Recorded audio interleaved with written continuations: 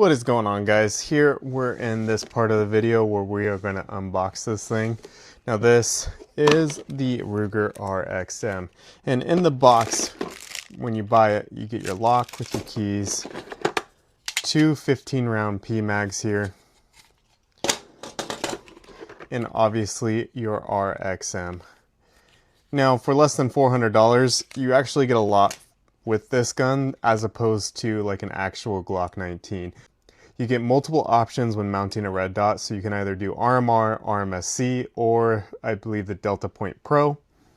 You get steel co-witness night sights that are tritium, so it glows in the dark as well here. You get the fire control unit or the trigger control group or the fire control insert, whatever you want to call it. I believe that Ruger calls it the FCI, the fire control insert. So that's nice. You get a flat face trigger with, let's see,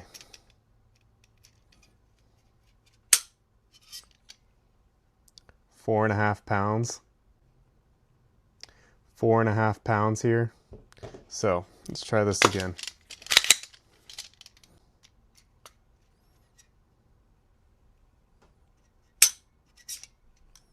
That one broke at just over 4 pounds.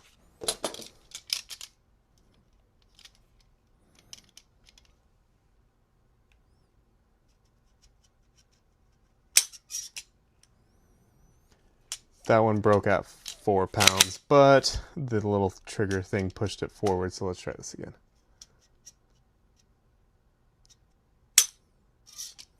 Again, it broke at 4 pounds, but it pushed it a little forward, so 4-pound trigger, which is really good.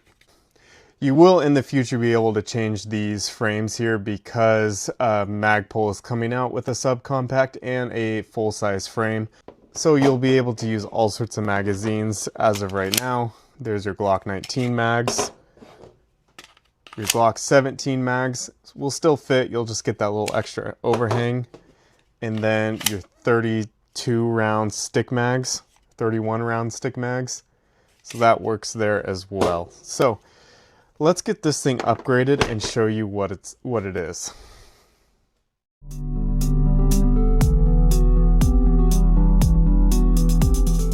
What is going on, YouTube? Today we are doing our video on the Ruger RXM. We have the two PMags that it came with, and we have a couple of OEM Glock mags. I have a Glock 19, a Glock 17, and the Glock stick mags. So we'll test those all out. But what we're trying to do here is to see if this thing is reliable. There are plenty of videos on the internet saying so. I just want to see what it's going to do today. Now, the only thing that I've done with this gun so far is put the O-Sight S on here, and then I took the gun apart and cleaned it because it was really dirty when I got the gun, so I just wanted to clean it out. And then I polished the rails a little bit and polished the feed ramp in the barrel, but I didn't do too much in the barrel because it's an alloy steel, it's not a stainless steel barrel, so I didn't want to take away too much of that protective coating from rust off of the feed ramp. So there's that. But we're here today. We got 400 rounds. We won't run through all of them. Let's just see how it does and see if this is a good gun to have. So let's get to it. Okay, these are my initial first thoughts of the gun. It fits really well in my hand. I will say that the grip is almost a little too small lengthwise for my hand to grip. My end of my hand here starts to fall off the gun, so I'm actually really excited for the full-size frame to come out once Magpul releases that, so that will be nice. I do really appreciate the middle finger undercut right underneath the trigger guard. Makes my finger fit really nice and well in there. The other nice thing I appreciate is this flat face trigger. It is about 4 to 4.5 pounds when I measured it on my trigger gauge yesterday. So it is nice, but I will say it is a little wonky. So you get a take up, you hit a wall, and then you have to push past that wall to get to the brake. It's a little weird, but I will say that it is significantly better than the Glock 19 trigger by leaps and bounds. So it might not be the best trigger out there, but still much better than the Glock 19. The only bad thing about the grip module is you don't get any back straps, so what you get is what you get.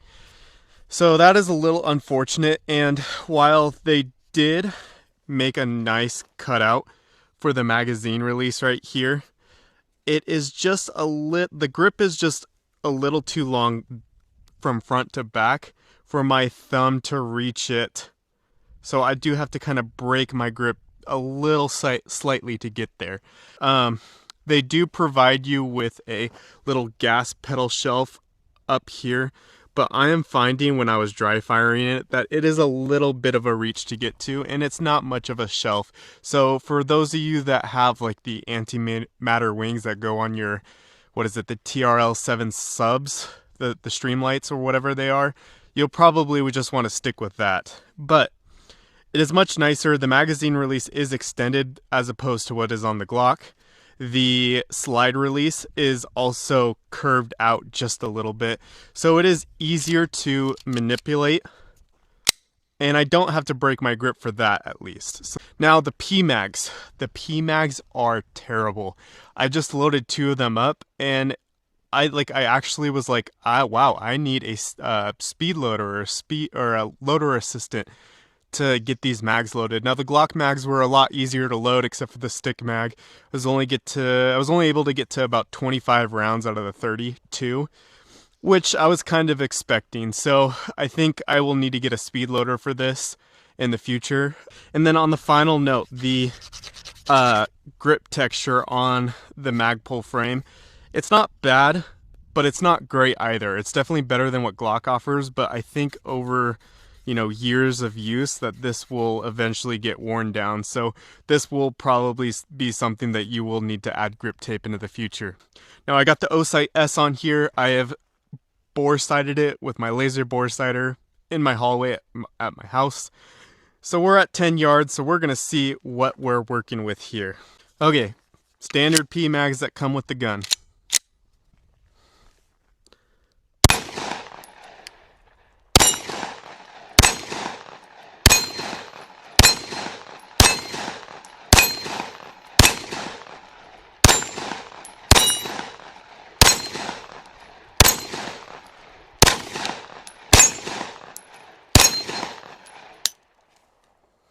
No lock back.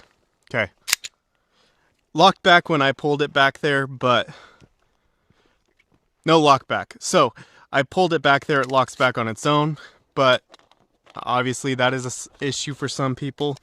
Gun felt extremely soft to shoot, and I actually kind of enjoyed that. So looks like I don't need to change the optic at all. It was hitting all my shots except for one, even my 3-inch little bounce back plate there. So let's keep going.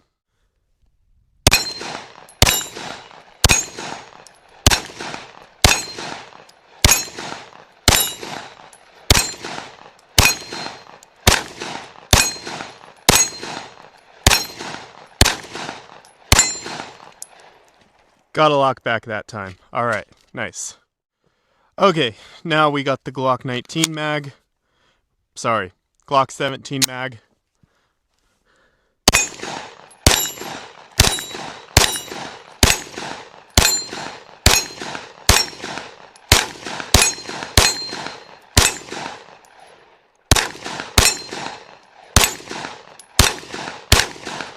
Lock back.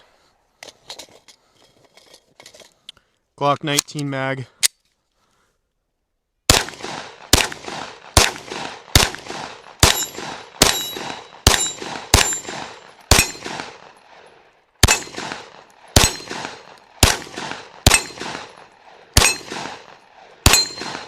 Lock back. Okay, maybe that first non-lock back was just a fluke. No idea. Now, I got a new camera and the sun keeps coming and going, so if the exposure kind of changes a little bit, I'm doing my best. It's just me that is recording, so keep that in mind. But let's try the stick mag next. All right, I've stepped back to about 25 yards. We're about 75 rounds in, and I forgot to mention that this is Winchester White Box.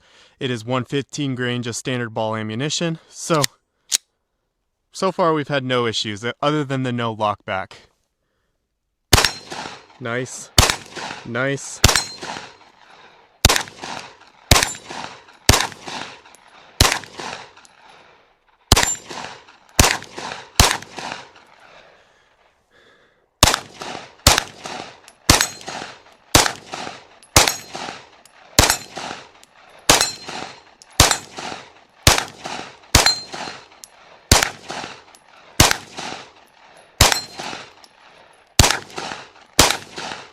And a lockback. We're gonna try some different ammunition and we'll go from there. We have Federal 124 grain, just standard ball ammunition. Let's see what happens.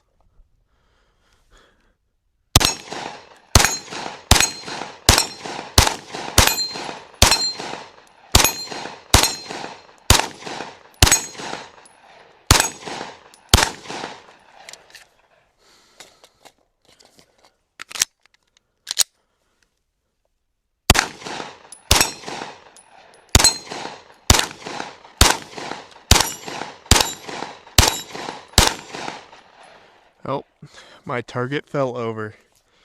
Let me go fix that really quick. Okay, take two. Lock back.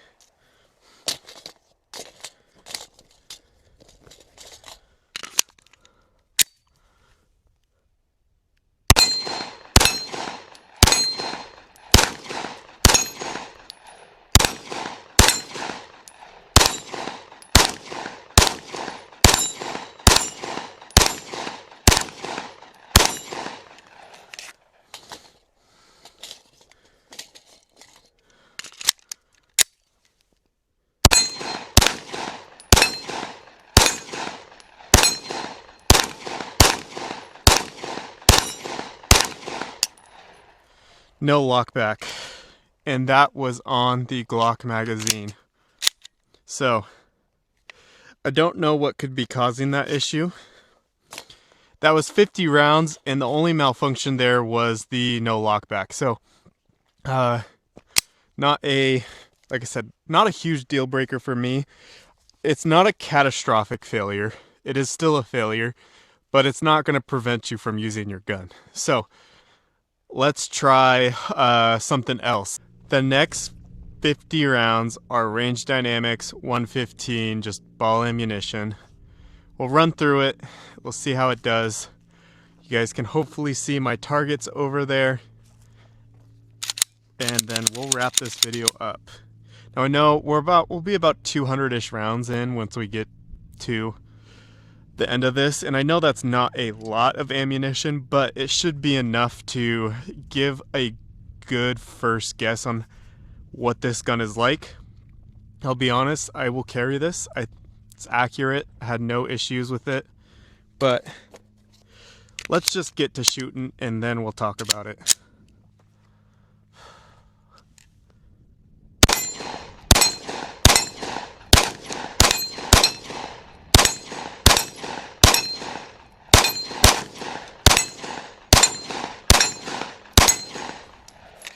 Lock back.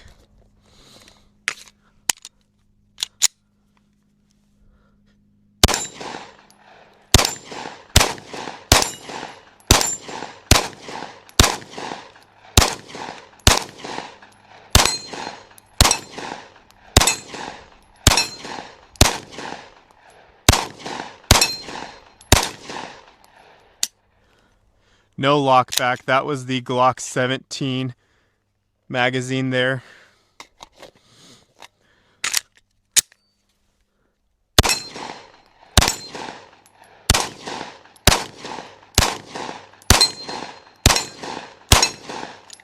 Lockback.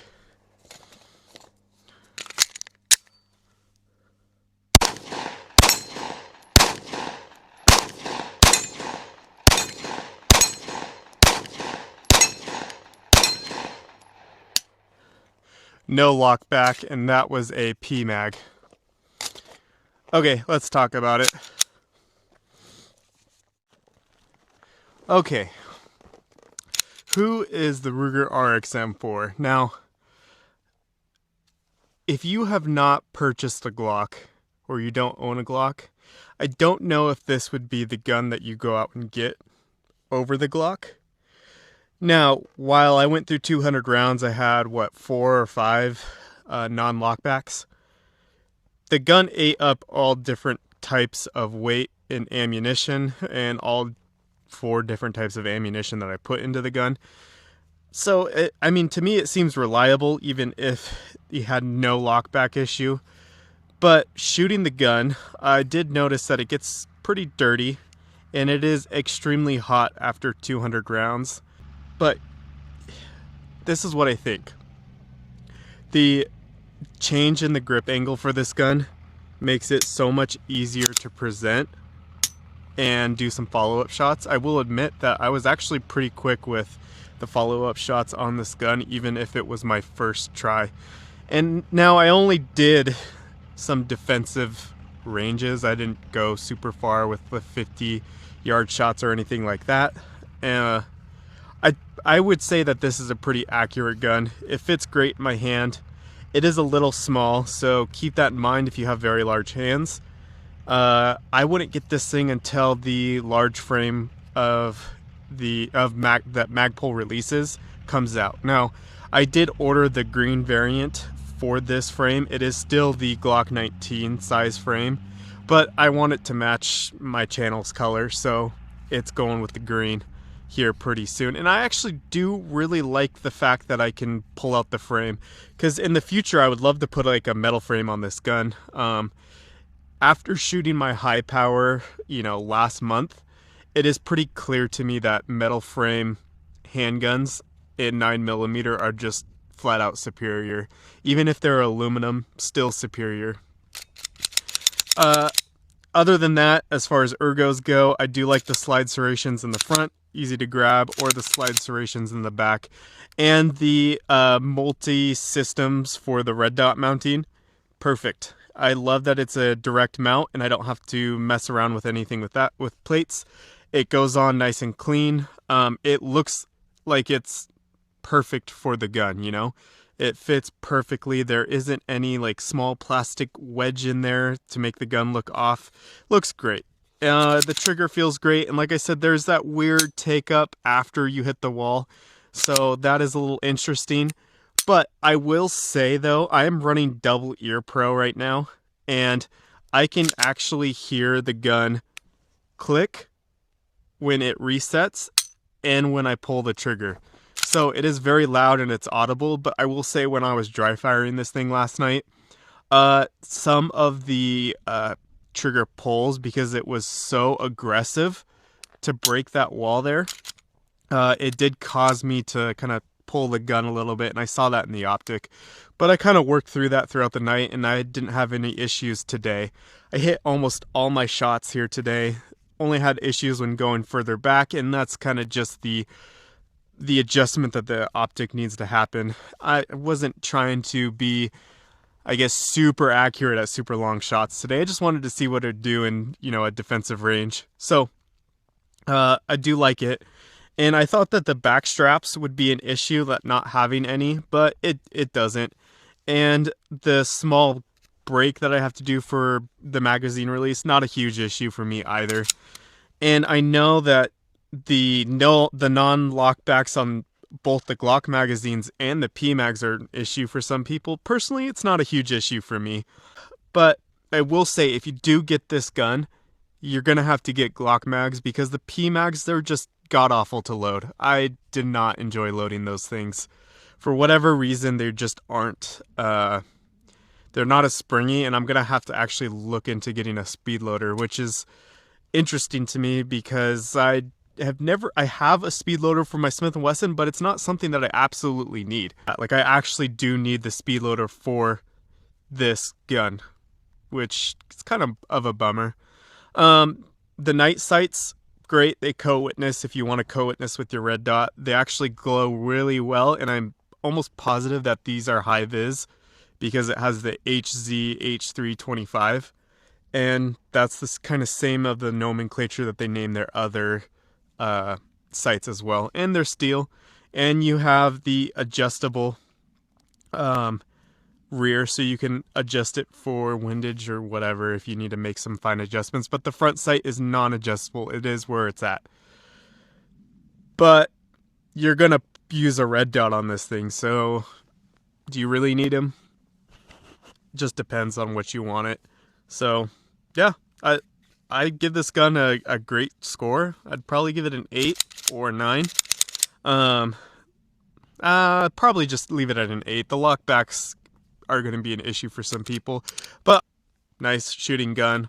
It's a good looking gun, and the price I paid for it was $390. I'm sure other people could find it cheaper out there.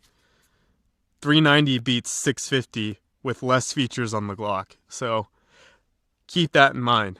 But if you don't own a Glock, maybe the Glock is something that you go into. And these are all opinions of someone that hates Glocks. I've shot them. You know, they're great handguns. I don't know if I necessarily agree that they're perfection, but for me, the grip angle in a Glock is just, it's too much to overcome for me to like that gun. And while this is not the same as a Smith & Wesson, it's close enough that I did not have any issues with presenting it. And the follow-up shots weren't bad at all. But everything else about this gun, it's like a Glock. Takes down like a Glock. Triggers like a Glock. Yeah. So, good gun. I would recommend it. If you're in the market for a new handgun, check it out. Not super expensive. So, thanks for watching, guys. I appreciate all the videos that you guys watch. I am doing my best to put videos out there. It is becoming challenging to keep up with YouTube. I work 2 jobs. I am a full-time student in a master's program now, so I'm doing my best. Coming out on a day like this, I mean, I busted my butt to get everything done so I could be out here. So I appreciate everything that you guys at least do in watching these videos and interacting with them. And I might not be putting out as much content as I normally do. I'm doing my best. Keep doing what you're doing. I appreciate you all. So thank you, and until next time.